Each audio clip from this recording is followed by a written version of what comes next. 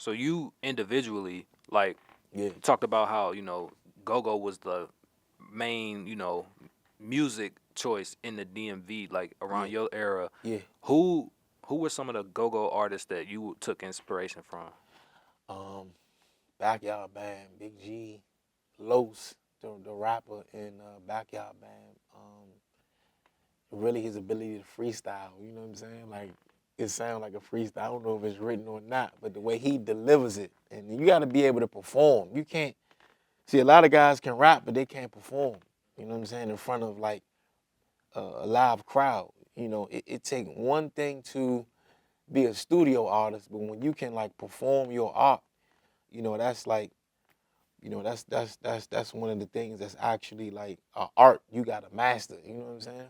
Was that something that it took time for you to learn, or did you kind of already know how Definitely to do took that? time for me to learn it. Took time for me to learn how to like rap in a cipher. Like I said, with my guys out Lowell High School, and when I got kicked out of Lowell, I went to Roosevelt. You know what I'm saying?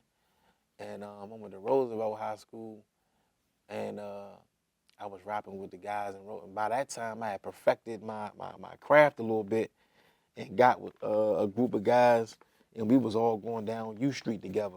We was all going down U Street at an open mic on U and 11th, above Lee's Flower Shop, and it was called Capital City Records back then. And I was 16, going to the open mic, and that's where other like lyrical masters was at. You know what I'm saying? And it's like, boom, I get to lyrically spar with these guys now. You know what I'm saying? And sharpen my skill. And shout out to DJ Underdog, Enoch. They used to be like, man, look, you battle him. You battle him. You know what I'm saying? It used to be like that type of environment. So I was ready. That really was what made me sharp, the true school era. You know what I'm saying? Who were some of the hip hop artists that you were influenced by? Um, Tupac, uh, DMX, you know what I'm saying? Mainly, I'm going to stop there for real, because them two artists, man, just growing up rich, intellectually, but poor economically. You know what I'm saying? That's why Tupac, like, was my favorite artist, because I felt that. You know what I'm saying? It's like the way his folks was around like Black Panthers and all that, but he still was like living in the ghetto and all that. Like my folks went to Howard, but we still living in the ghetto. You know what I'm saying? My mother and my father's, good intellectual people, and they, you know what I'm saying? But we still lived in the ghetto. You know what I'm saying? We still was around uh, uh, um, that element. You know what I'm saying? That you had to know both sides of that walk of life. You know what I'm saying? So that shaped my character, made me diverse. You know what I'm saying? What Definitely. what was it about DMX that you took from? Um, Same thing as Tupac. You know what I'm saying? Pretty much.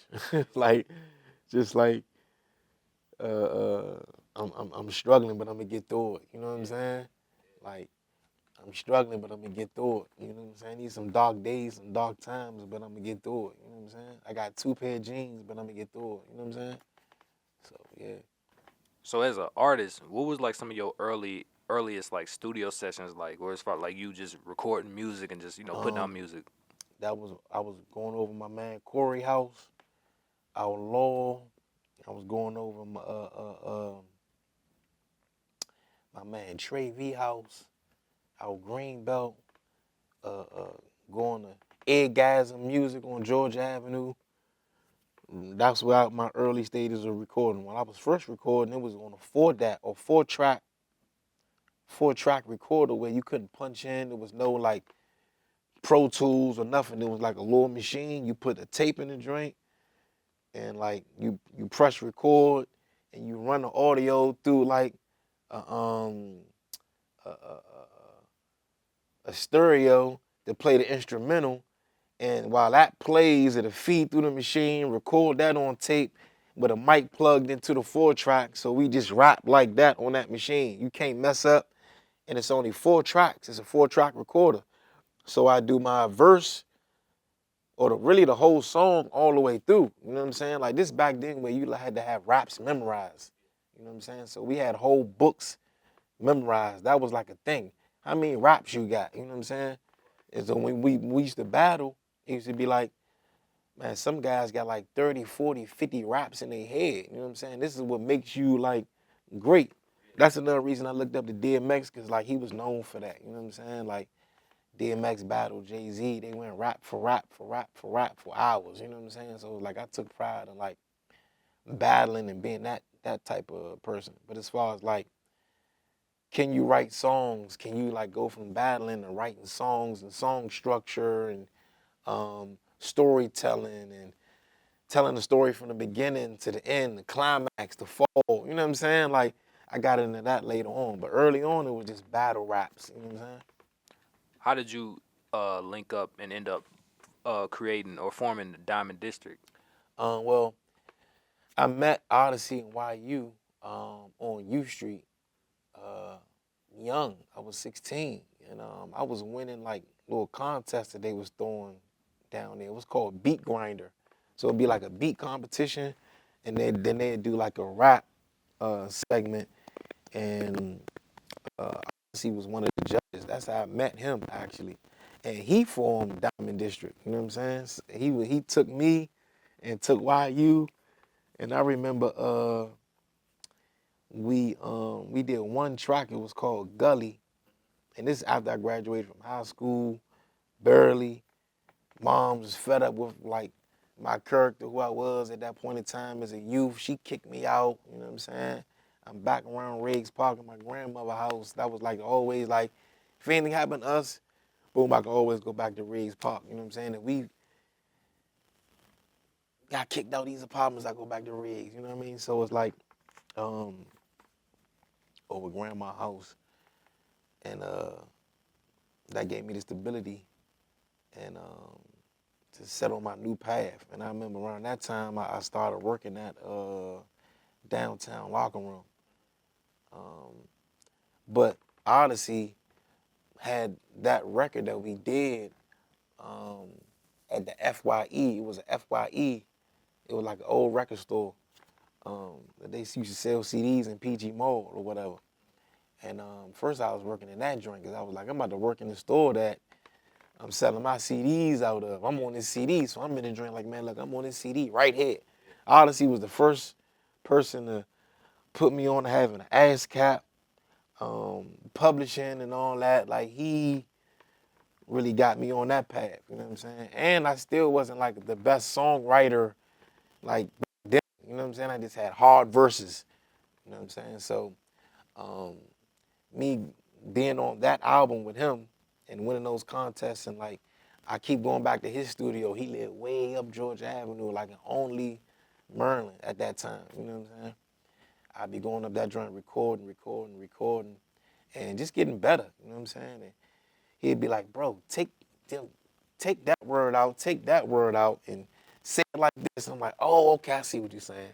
Then I start having ideas, like, I want to take Big G voice and sample it like a DJ Premier record, you know what I'm saying? And we had a joint called Riding. We did a joint like that, and later on, Streets Won't Let Me Chill, you know what I'm saying? Like that whole like sound, you know what I'm saying? But yeah, Oddisee formed Diamond District, you know what I'm saying? But we ended up doing good with like that whole wave, you know what I'm saying? Like I started working with Wale at the downtown locker room, down the street from the FYE. I was like, man, I need a new block to hustle. I was treating it like the block, you know what I'm saying? I'm already come from that. I was already dibbling dabbling in the streets, so it's like I was getting an urge and getting high off that like that feel, you know what I'm saying? The rip. That's when we used to call it the rip back in the early 2000s, man. It felt like I was on a rip, and I need something to like legally though, to bang legally. I'm banging my own CD out here, you know, like, hey, check me out, hey. And Wale first mixtapes was coming out, we was at the DTLR, that was another strip. I was pumping his CDs like it was mine, you know what I'm saying? That's how I met my brother Charles Keys. My man was like, man, you banging this CD, but what you do though? You know what I'm saying? Who are you though? Cause like we in there, you know, fly young guys, man. You know what I'm saying? Like wearing SB dunks and you know, we was in DTLR job, like we had our own wave in it, like fashionably, you know what I'm saying? So um, he took me under his wing too, you know what I'm saying? It was like, hey, look, you need to put out an album, you know what I'm saying? You need to put out a project. I didn't have a project out yet. I just had raps, and I was just going to open mics and rapping, you know what I'm saying? And getting popular like that. And everybody was like, this nigga can rap, but I didn't have no songs, you know what I'm saying? I just had raps. And me featured on like Oddisee joint or another person joint, you know what I'm saying? And that's it. So, yeah.